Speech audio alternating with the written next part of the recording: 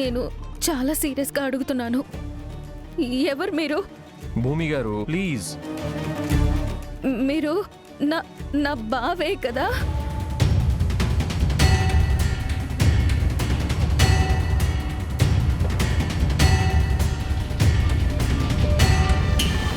నా బావా గగనే కదా?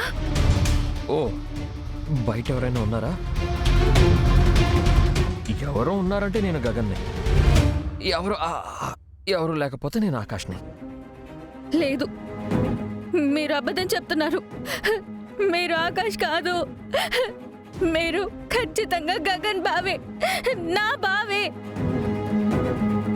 ఓ, అయితే నాకు ఇంకా ట్రైనింగ్ అవసరం లేదా భూమి గారు?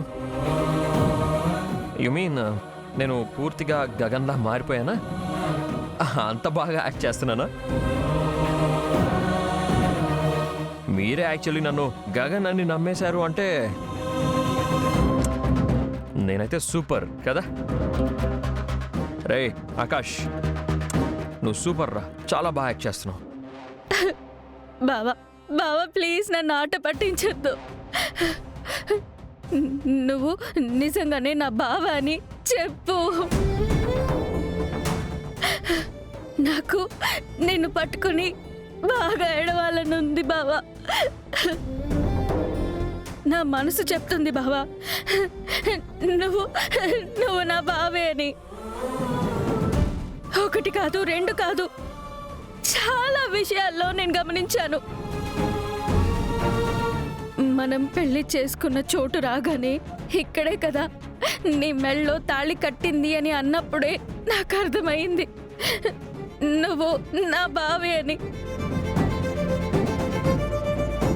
అత్తయ్య ప్రాణం మీదకొచ్చినప్పుడు, నీ ప్రాణాల్ని అడ్డు పెట్టి మరీ కాపాడినప్పుడు కూడా నాకు అర్థమైంది నువ్వు నా బావే అని. ఎవరైనా ప్రమాదంలో ఉంటే కాపాడాలనుకోవడంలో తప్పులేదు, కానీ ప్రాణాలు అడ్డు పెట్టి మరి కాపాడుకునేది మాత్రం ఒక్క రక్త సంబంధాన్ని.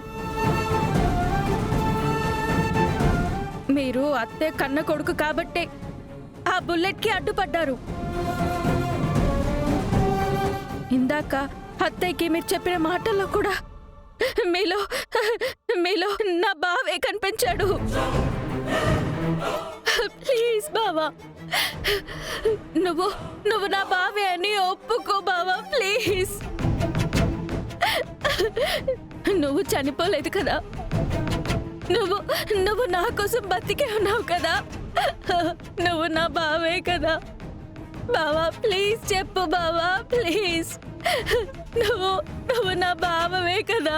భూమి గారు ప్లీజ్. భూమి గారు అలా ఏడవకండి ప్లీజ్, హాస్పిటల్ ఇది. అయినా మీకు ఎన్నిసార్లు చెప్పాలి నేను గగన్ని కాదు ఆకాష్ అని? మీరే కదా నన్ను ఇక్కడికి తీసుకొచ్చింది. I'm Akash, I'm rock star.